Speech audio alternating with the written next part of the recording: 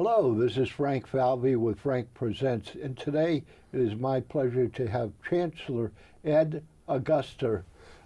Welcome, Ed. Thank you, Frank. Good to be with you. You're the Chancellor newly installed at Dean College. That's right. Yeah. What is a Chancellor, Ed? It's a great question. So I'm the first ever Chancellor of Dean College. Dean has had 13 presidents before the recent investiture that you mentioned, where Ken Elmore became the 14th president of Dean College, and I became the first Chancellor of Dean College. And so Chancellor is really another term for somebody who leads the organization. If you go to the UMass system and the different campuses, the Worcester campus or the Lowell campus, Dartmouth campus are run by chancellors. So it really is just another term for a leader of a college or university.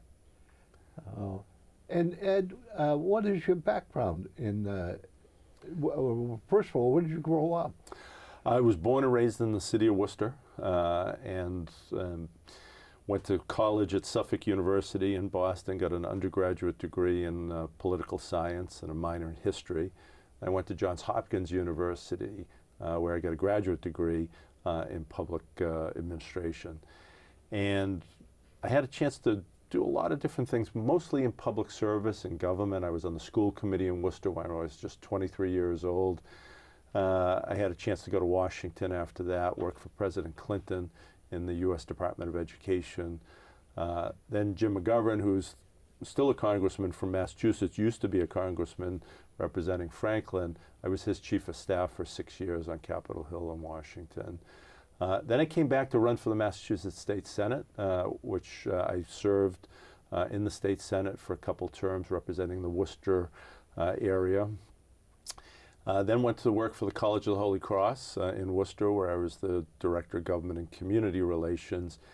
And then I got asked to be the city manager of Worcester, which is what I was doing just before I came to Dean for the last 8.5 years. And as you know what a town manager does here in Franklin, I just did it maybe at a larger scale. We're a city of about 210,000 people in Worcester, and everything from appointing all of the department heads to all the members of the boards and commissions there. They're not elected, they're appointed by the city manager and run the day-to-day operations. And at the same time I was there, I was also on the board of Dean College. So the last 9 years I had been on the board of trustees there and really got to know the college and all of the senior leadership there. And so when Paula Rooney decided she was going to retire after 27 years, I thought, geez, this would be a great opportunity to continue to support an organization that I really love and respect what they do with the students that come to Dean College. So it was a great opportunity and excited to be here. Well, what is the, first of all, I need to congratulate you on being city manager of Worcester, because you really transformed Worcester during the years that you were city manager. And one of the highlights, obviously, is the Woo Sox in Worcester, and I believe they recently honored you.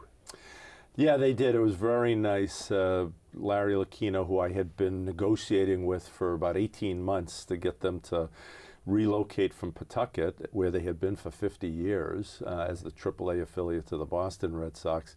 There are 18 different cities across New England that were trying to get them to move to their location. And Larry and I seemed to hit it off, and it was a grinding negotiation for 18 months, but at the end of the day, we got it done.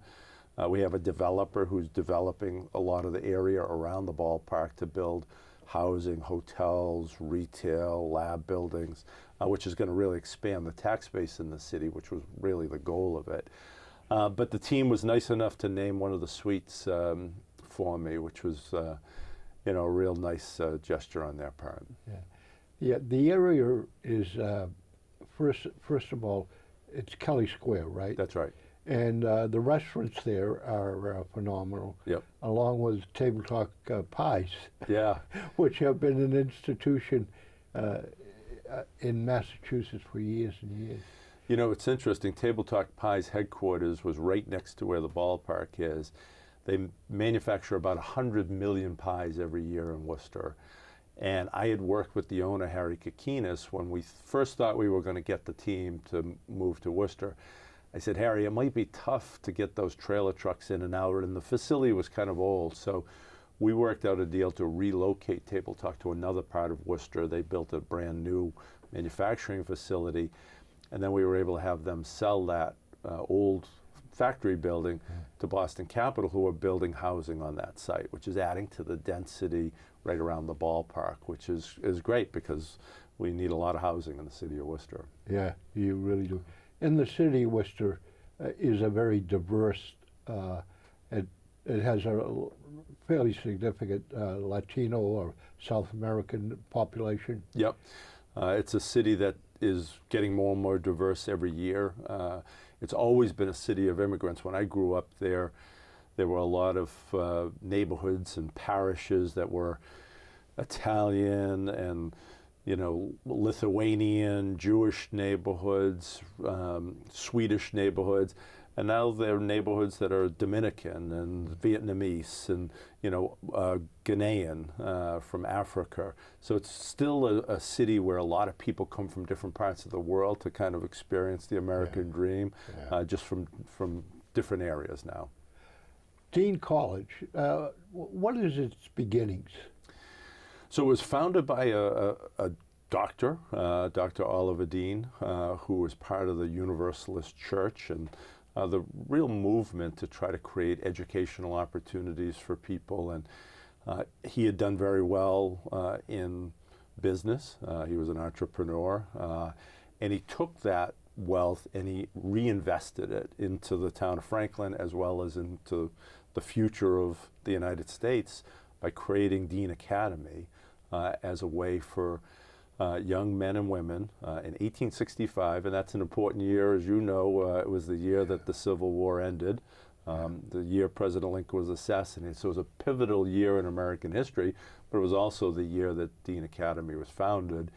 And young men and women had the opportunity to get education to prepare them for college, to prepare them for work. And, over the years, Dean Academy kind of evolved into ultimately Dean Junior College, where it was a 2-year degree program.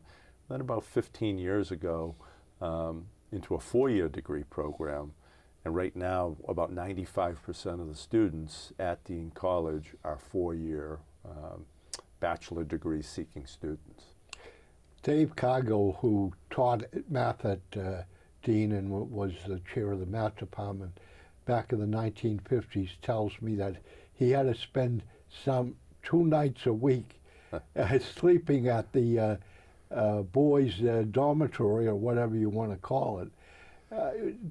You were mentioning how they lived at that time. Can you tell the audience what it was like? Yeah, it was certainly much more formal kind of situation than people think about college. If any of your viewers have taken their kids or their grandkids to college and see the kind of more laid-back atmosphere now, in the 50s and the 40s and the 30s, was much more formal. What students would wear to classes was more formal.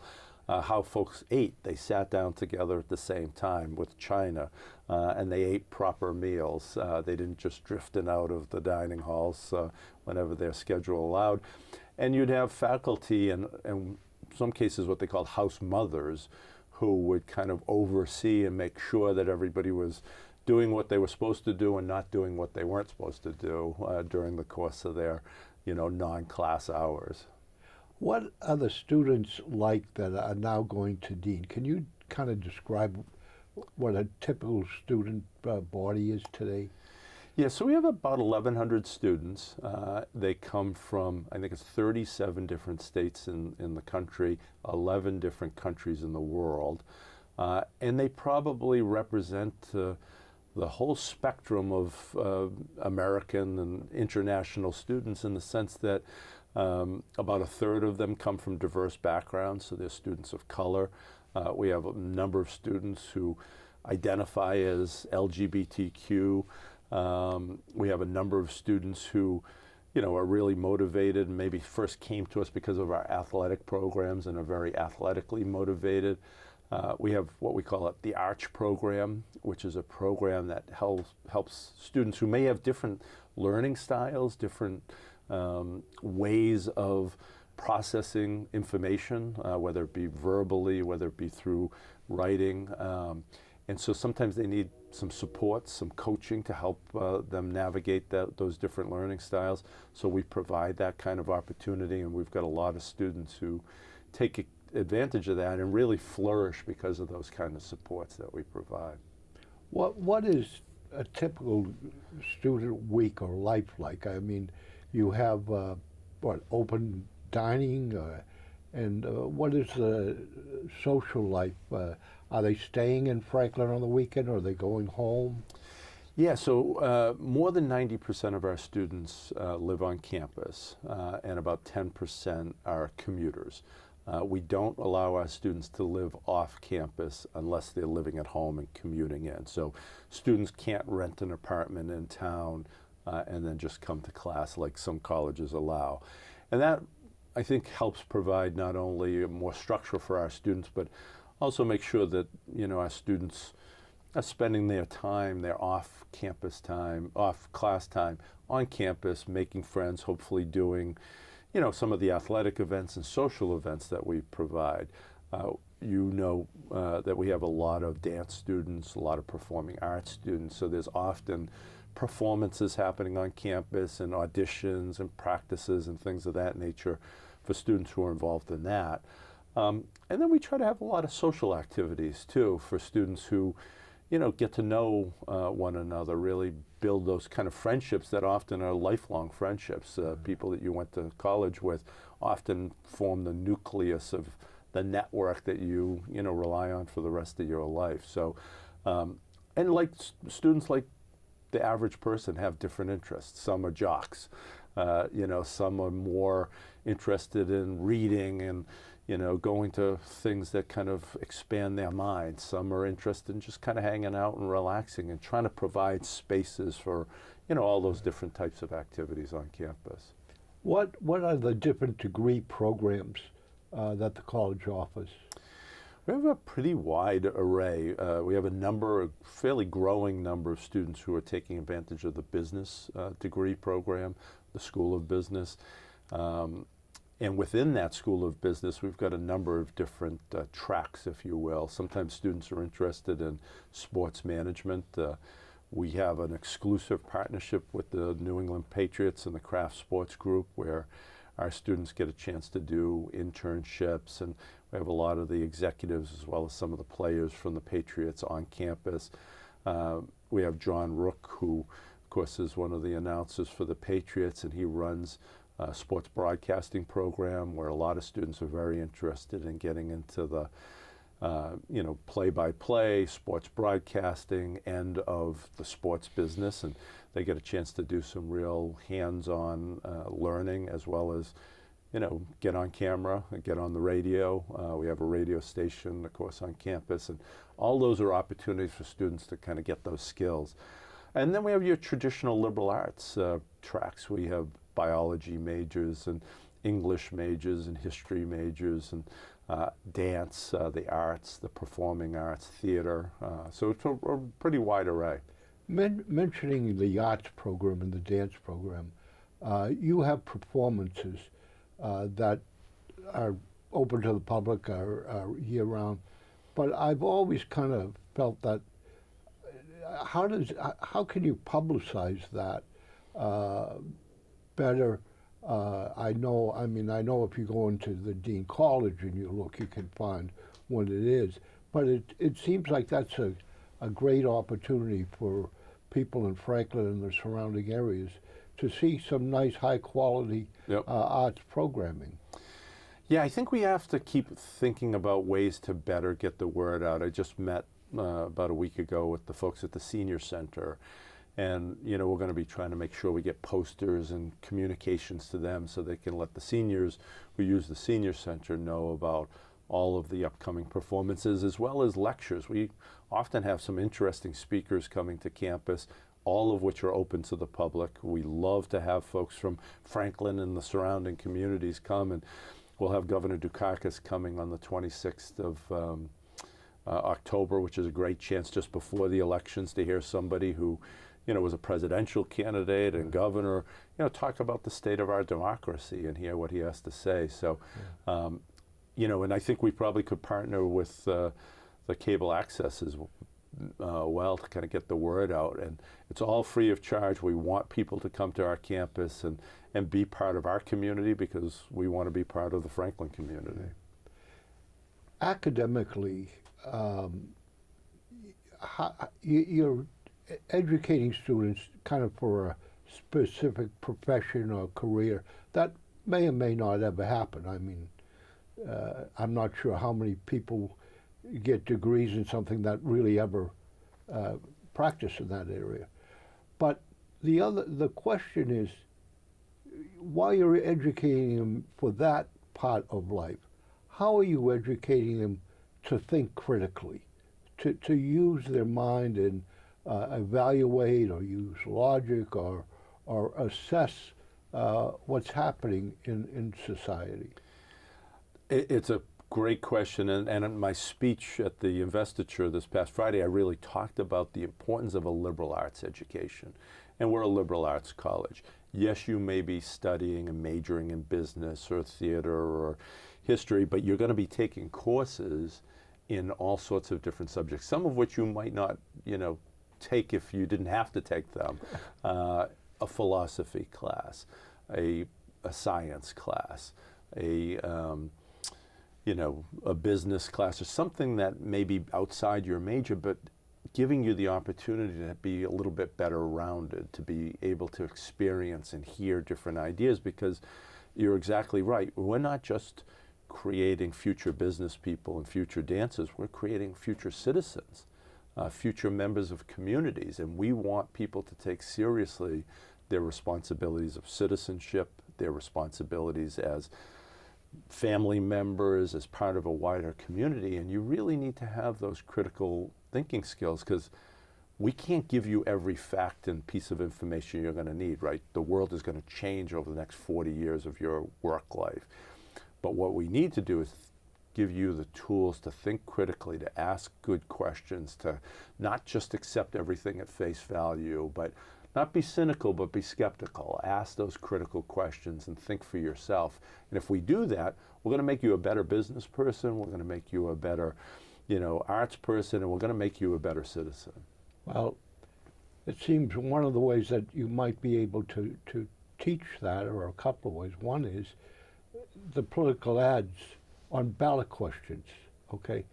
If you take an ad and say, what is the truth that they might not be saying about this ballot question?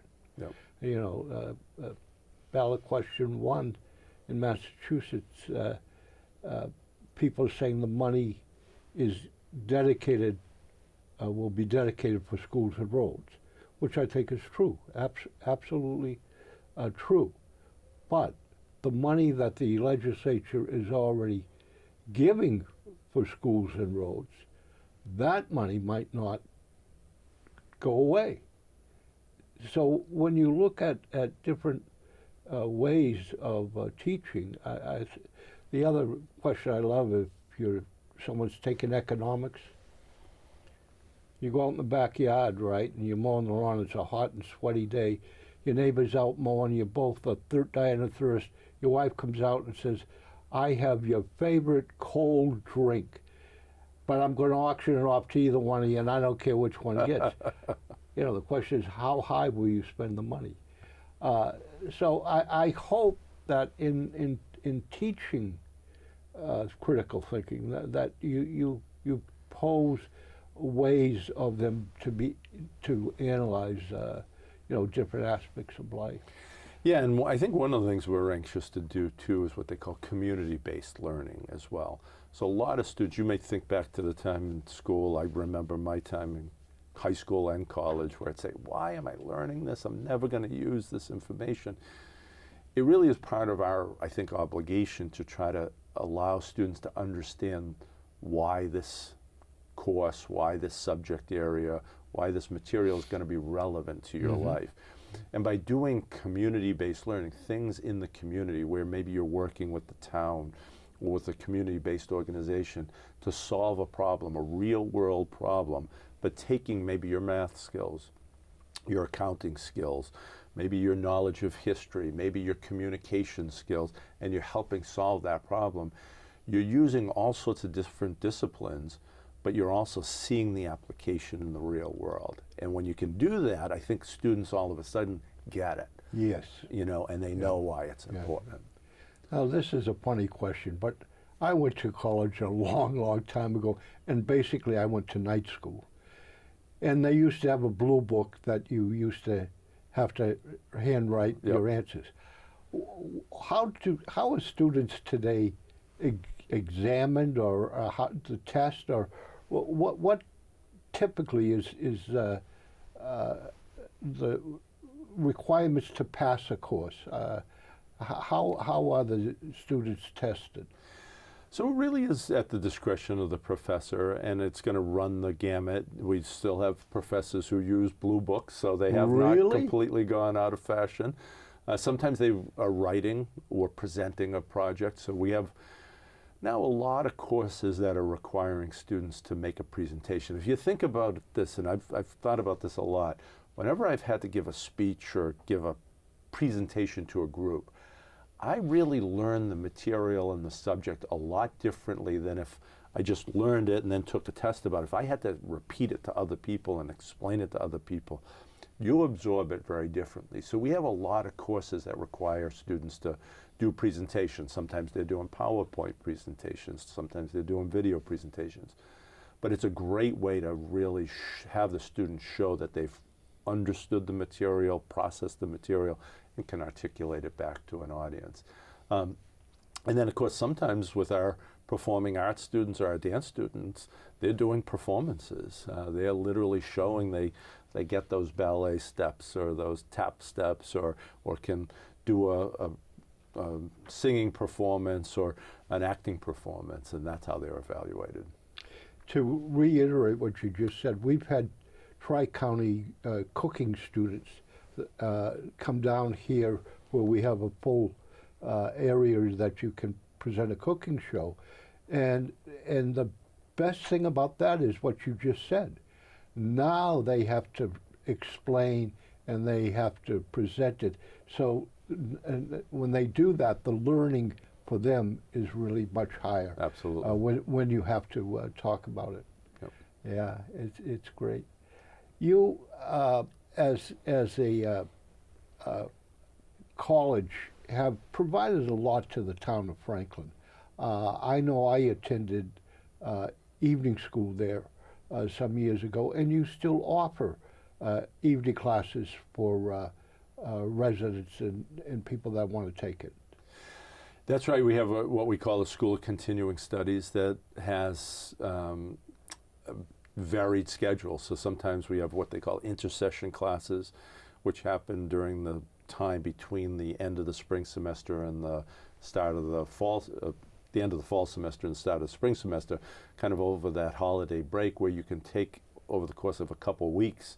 You know, it's a much accelerated course, but you can get the full college credits for that course.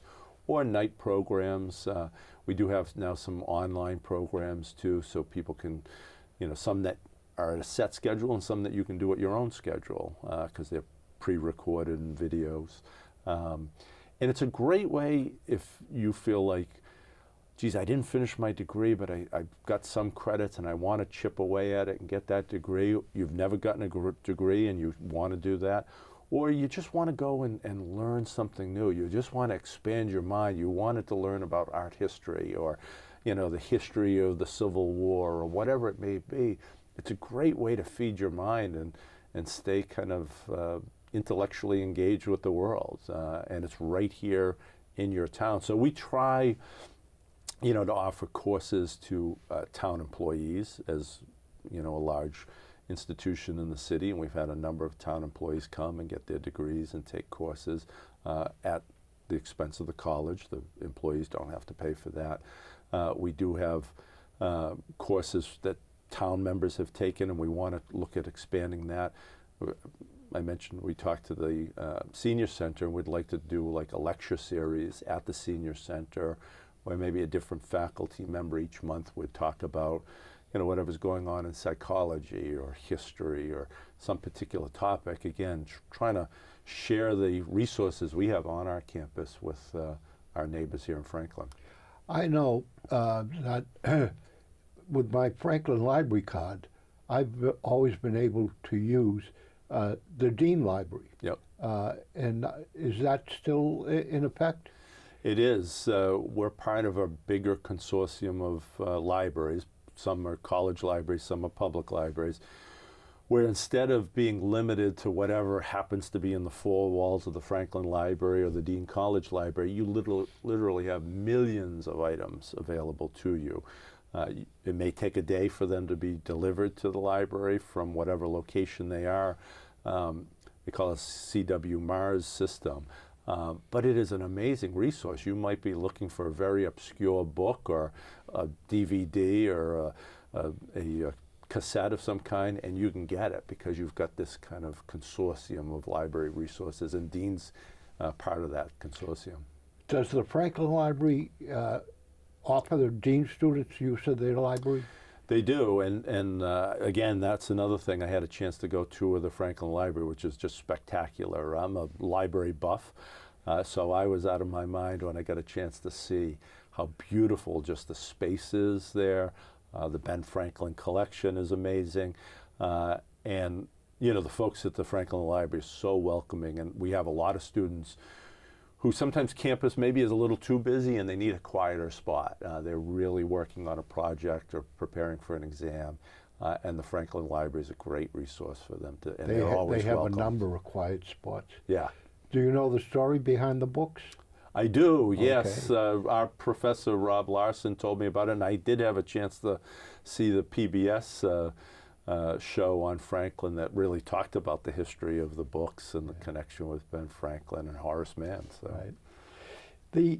You've always, as far as I know, offered scholarships to Franklin High School and I believe to Tri-County.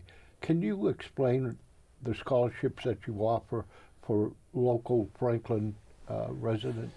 Yeah, we want to make sure that we've got not only students coming from Australia and China and other places, but we want to have students right here from our home base in Franklin. And, we know college can be expensive, and so not everybody can shell out the full cost of an education. So we do have some scholarships that are really geared toward local Franklin residents, Franklin High School students. Many of our students do get scholarships of different ranges depending on what their family's financial situation is. Do you have any idea what size endowment you have? So just before the latest downturn in the stock market, we had hit almost the $70 million endowment. We're down, the last I checked, it was about $59 million, not because we had spent any of it, just because it's all invested in the stock markets and different funds. And so, but we're going to be patient with that money, and hopefully once things kind of calm down, it'll go back up. But that really is important, colleges and universities. It's not a lot compared to the Harvards and the Yales that have multi-billions of dollars of endowments. But it's a lot compared to some of the smaller colleges and universities, and it's important because when you have things like COVID hit, and you can't have students on campus, or you can't have as many students, if you don't have things like that, those endowments, it can be really tricky. And I saw in Worcester with Becker College went out of business because they only had a $5 million endowment, and it wasn't enough to kind of help them get through.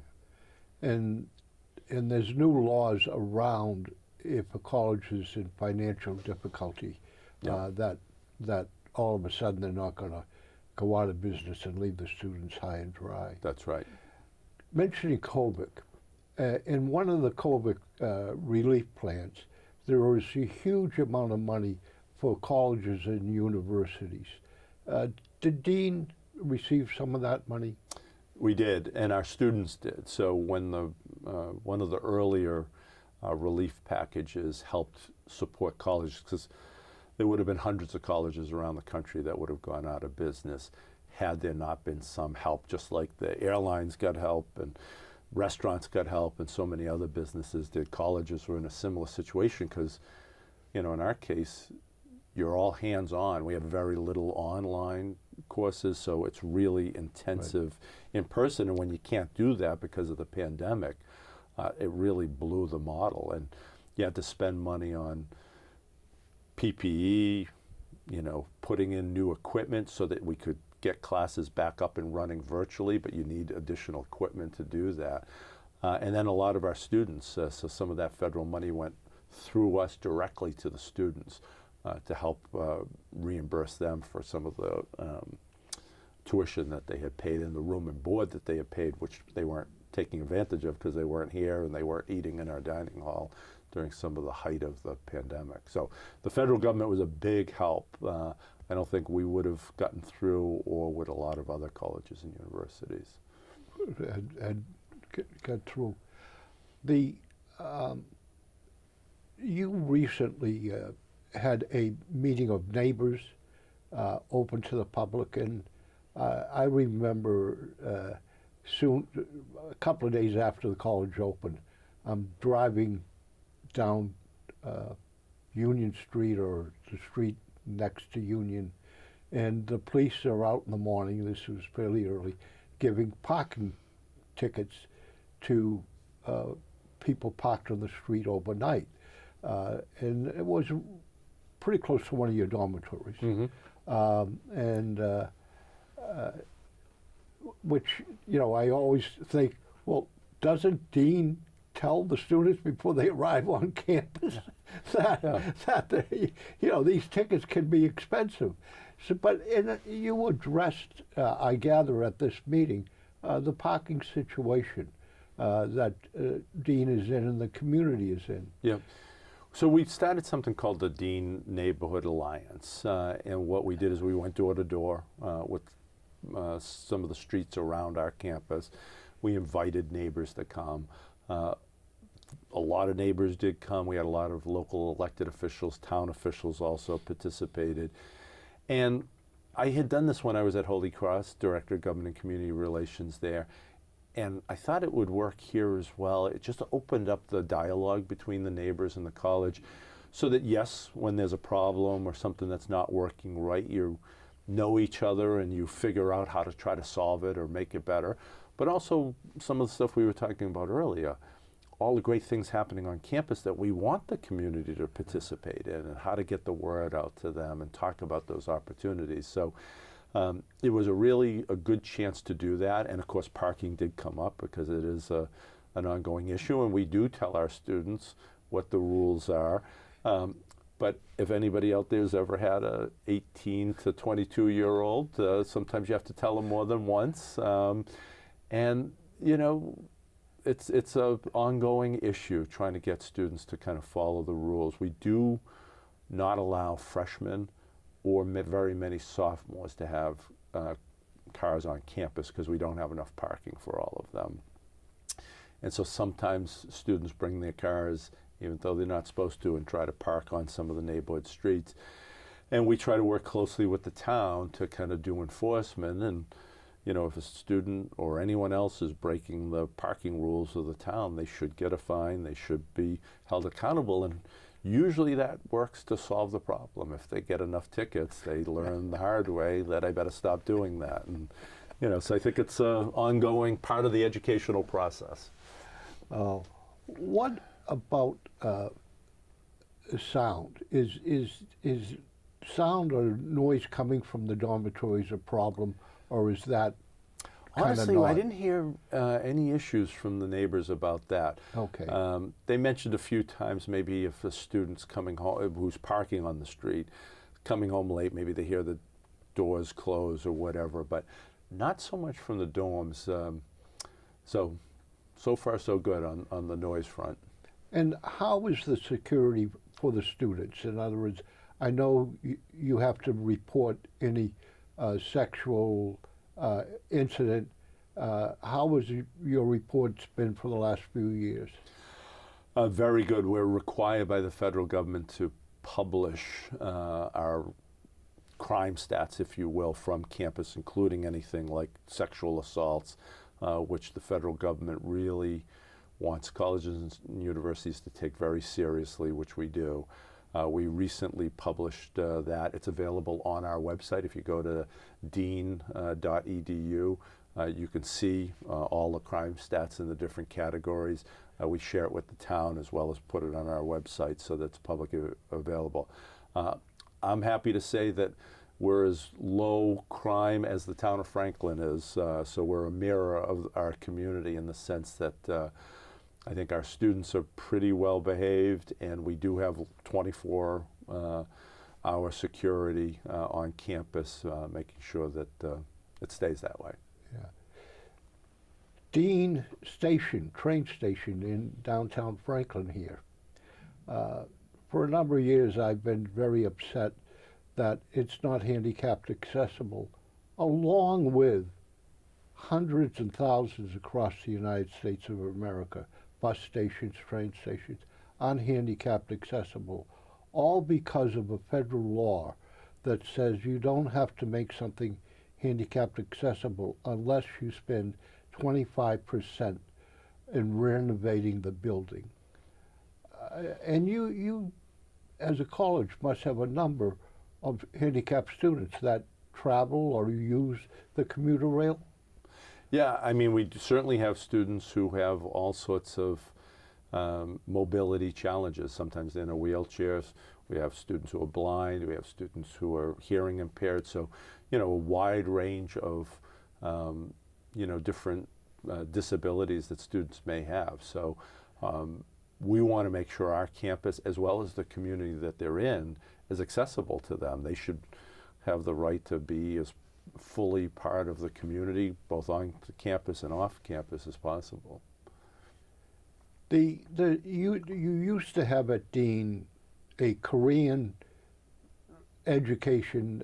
I don't know if it was directly run by Dean to teach English, and so there were a number of students, particularly from Asia, or basically all from Asia, that were here learning. And a number of those students went to different churches here in Franklin because of their religious background. Do you have foreign students that maybe need particular services or language? Do you still work in trying to teach English, or was that completely a different organization? My understanding is that's something that the college doesn't do anymore. It used to be like a language Right. institute where students could come and get their English skills up so that they could then go and take classes. I'm not sure the reason why, but they don't do that now. The students that we have from different countries tend to have good enough language skills to be able to, you know, do college level work. Obviously the courses are taught in English, and so if you don't have sufficient language skills, it's going to be hard to stay up with your biology class or your chemistry class or whatever it may be. So right now the students who come from different parts of the world have good English skills. Ed, there was a write-up recently in the Franklin Observer. The Franklin Observer is you get via email or in your morning mail every day, computer every day, news about what's happening in Franklin. And there was a recent article about your induction. It's a very fine article. I recommend that if you can go back and look at this copy or article, it's excellent. But that is a way to learn more about what's going on in Franklin, and it may be something that you want to send news clips to or keep updated as they post that information. Yeah, no, we definitely try to stay on top of what's going on in Franklin and look for ways to be involved ourselves. So we want to be part of the community. We want to be a resource to the community, and we take seriously our responsibility as a large institution here to be a good neighbor. Thank you, Ed. Thank you, Ed Frank. Augustus, the Chancellor of Dean College, and I love when these red robes that people wear when they are. Don't confuse us with a cardinal. Yeah. You mean the bird cardinal? The bird cardinal is one thing. The cardinal in the Catholic Church is another. So, not to be confused. Because you went to high school of, were they Jesuits that taught? Zavarian Brothers at St. John's High School at Shrewsbury, yes. And I hope this is one of many times you'll be down here at the studio, and maybe you want to even bring some of your media students down to take and have a tour. We'd love it. And yeah, I appreciate the opportunity to come chat with you, Frank, and your audience, and look forward to doing it many more times in the future. Thank you.